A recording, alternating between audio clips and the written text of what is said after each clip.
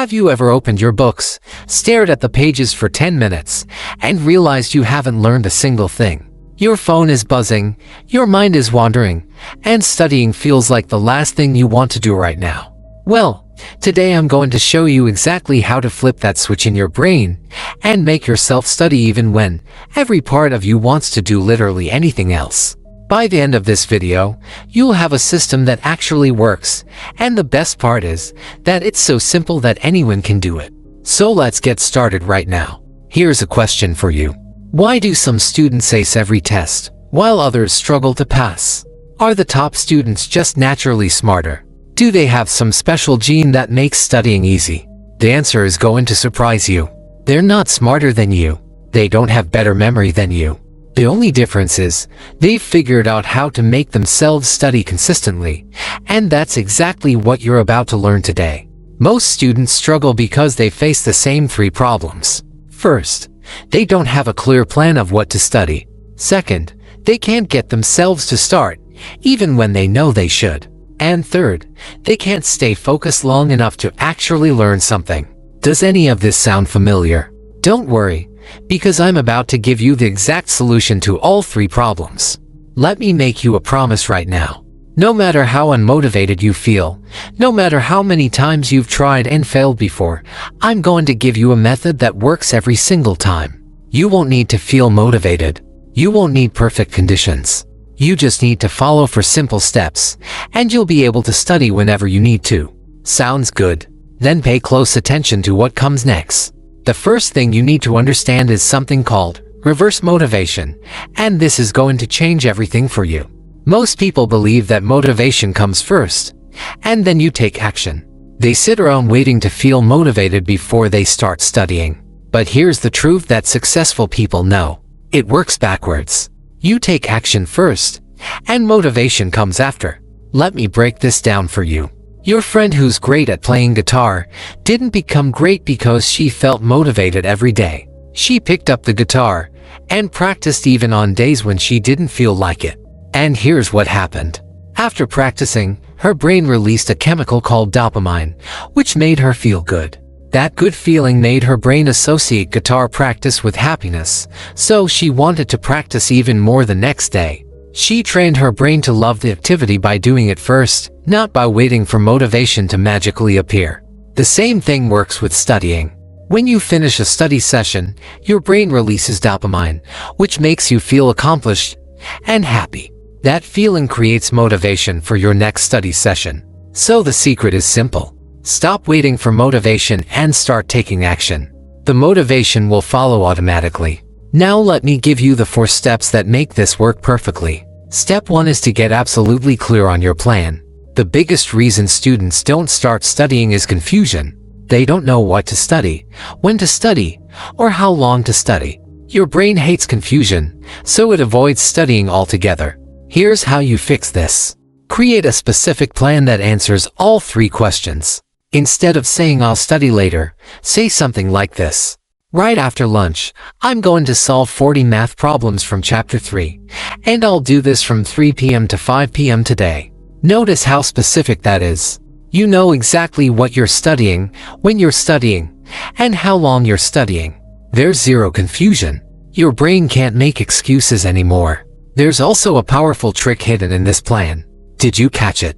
We connected studying to lunch, which is something you already do every day. This is called habit stacking, and it's incredibly effective. When you connect a new habit to an existing habit, you create an automatic trigger. Just like you automatically wash your face after brushing your teeth, you'll automatically start studying after lunch. The trigger is built in, so you don't have to rely on willpower or motivation. Step 2 is learning how to actually start, and this is where the magic happens. You've got your clear plan, but now comes the moment of truth. How do you force yourself to sit down and open those books?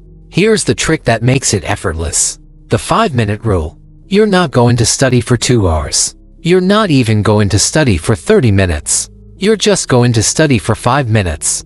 That's all. Just 5 tiny minutes. Your brain can't argue for 5 minutes. It sounds so easy that there's no resistance. But here's what happens when you actually start. Starting is always the hardest part. Once you're actually studying, continuing is much easier. It's like pushing a car. The initial push takes all your strength, but once it's rolling, it keeps moving with much less effort. So you tell yourself it's just 5 minutes. You sit down, you start studying, and before you know it, 15 minutes have passed. Then 30 minutes. Then an hour. You've tricked your brain into studying by making the commitment so small that it couldn't say no. This technique works every single time because it removes the mental barrier that stops you from starting. Step 3 is about studying for longer periods without burning out. You've started studying, which is great, but now you need to maintain that focus for as long as necessary. This is where most students fail. They try to study for hours without breaks, their brain gets tired, and they end up learning nothing. Here's how you avoid that trap. Use proven techniques that work with your brain instead of against it. The Pomodoro technique has you study for 25 minutes, then take a 5-minute break. It's like running sprints instead of a marathon. You give maximum effort for a short burst, rest, then go again. The ultradian sprint has you study for 90 minutes, then take a 20-minute break. This one works great when you're really focused and in the zone. Think about how you eat meals. You don't eat breakfast, lunch, and dinner all at once, right? You eat, digest, then eat again later. Your brain works the same way. It needs time to process information. During your breaks, get up from your chair. Stretch your body. Drink some water. Do a few jumping jacks. Move around. When you come back to studying, your brain will be refreshed and ready to absorb more information. These breaks aren't wasting time. They're actually making your studying more effective because your brain consolidates information during rest periods. Step 4 is the most important one, and most students completely skip it. You need to reward yourself after studying. This might sound unnecessary, but it's actually the key to making everything work long-term. Remember that dopamine we talked about. Rewards make your brain produce more of it. When you reward yourself after studying, your brain creates a powerful connection. It starts thinking that studying leads to good things. Your rewards don't need to be big or expensive. Listen to your favorite song. Eat a snack you enjoy. Play a video game for 10 minutes. Watch one episode of your favorite show. Call a friend. The size of the reward doesn't matter. What matters is that it's something you genuinely enjoy. This creates what we call a motivation loop. You study, which is the action. You get a reward, which creates the motivation.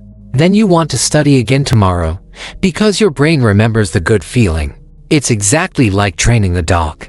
When a dog sits on command, you give it a treat. The dog learns that sitting leads to treats, so it wants to sit more often. Your brain learns the same way. When studying leads to rewards, your brain wants to study more often.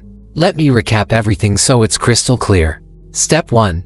Make a specific plan that tells you exactly what to study, when to study, and for how long. Step 2. Use the 5-minute rule to eliminate the resistance to starting. Step 3. Study in focused chunks with regular breaks to keep your brain fresh. Step 4. Reward yourself after every study session to create positive associations. This is reverse motivation in action. You don't wait to feel motivated. You take action first, and the motivation follows naturally. Here's the real truth about success. Successful people don't work because they feel motivated all the time. They work even when they don't feel like it, and that's what separates them from everyone else. Professional athletes don't feel like training every single day. Some days they're tired, sore, or just not in the mood. But they train anyway, and that consistency is what makes them champions. You have that same power inside you right now. Nobody else can make you study. Your parents can't force your brain to focus. Your teachers can't do the learning for you. You're the only person who can make this change happen. But now you have something powerful. You have the 4 steps. You have the reverse motivation system. You have everything you need to succeed. So stop watching this video right now, grab your books, and start with just 5 minutes.